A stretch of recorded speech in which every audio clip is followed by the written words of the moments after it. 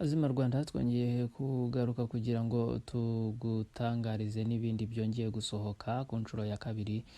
Umutwe wa M23 wongeye kuvuga yuko utazigera ujya muri kantonoma nubwo ngo nabo bambasaderi n'izo nama zikomeje kubera i Goma. Umutwe rero wa M23 ukaba wavuze yuko utareba kandi utanashishikajwe n'ibijyanye na processes y'i Nairobi kubera ngo byanze bikunze intambara igomba gukomeza igakorwa nimba nta biganiro bibayeho. Rero yakomeje avuga mu itangazo rero bashyize hanze rikomeza rivuga yuko M23 ngo byanze bikunze izakomeza kuba yarwana kandi itazigera ijya muri kantonoma mu gihe nta biganiro bibaye.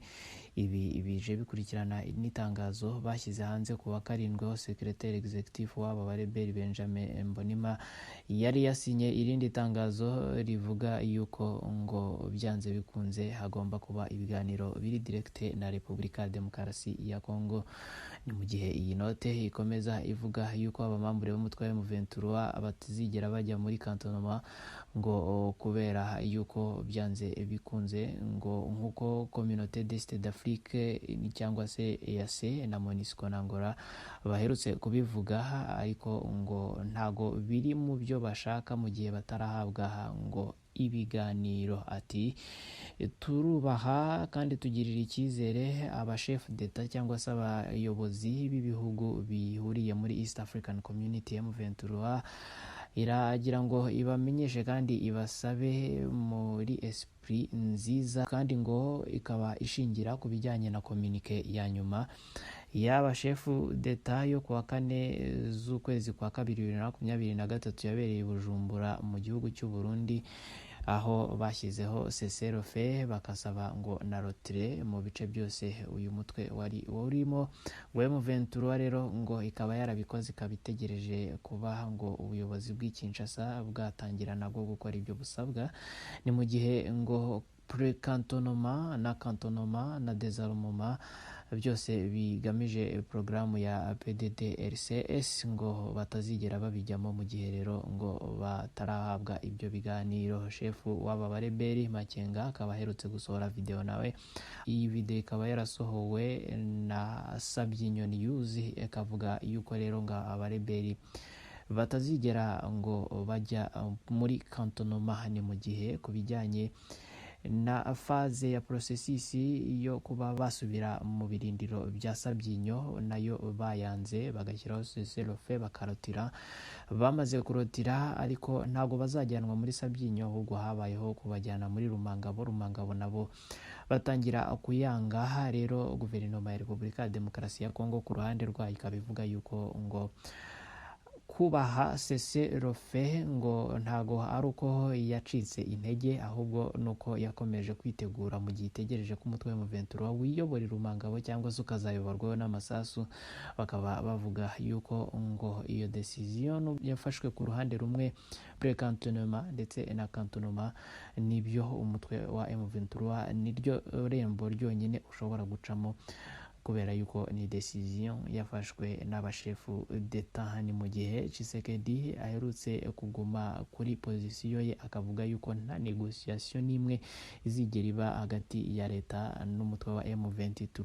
Arega yuko ufashwa n'igihugu cy'u Rwanda kugira ngo bakomeze gusahura umutungo wa Repubulika ya Demokarasi ya Kongo, bikomeza gutuma habaho episode zikurikirana z'uruhererekane rw'intambara rwica abantu batagira ingano mu burasirazuba bwa Repubulika ya Demokarasi ya Kongo. Azima Rwanda turagukunda, komeza udukurikirane, turagaruka tukumenyesha n'ibindi. Turongera tugushimire wowe mukunzi wa Azima Rwanda. Rero urubanza rukomeye kubera umudepite wa Repubulika ya Demokarasi ya Kongo ushinjwa gufatanya n'umutwe wa M23 ndetse ahanini agakekwaho no gushaka gukorana ngo n'igihugu cy'u Rwanda, ariwe Depite Edouard Mwangacucu. Ubu ngubu akaba ari mu butabera mu iburanisha ryo kuwa 5 ushize, akaba yaratanze inyandiko yo gupimwa COVID yakorewe i Kigali ndetse na Gisenyi mu gihugu cy'u Rwanda.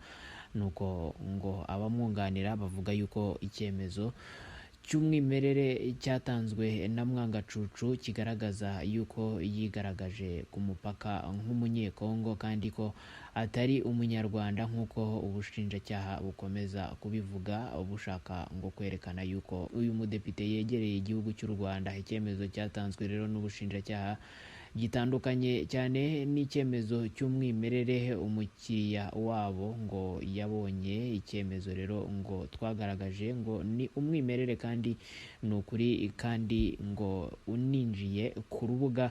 Icyemezo kirahari, ibintu bikubiye rero mu nyandiko twerekanye mu by'ukuri kandi ngo kikaba ngo gitandukanye kiriho n'amakuru nyayo.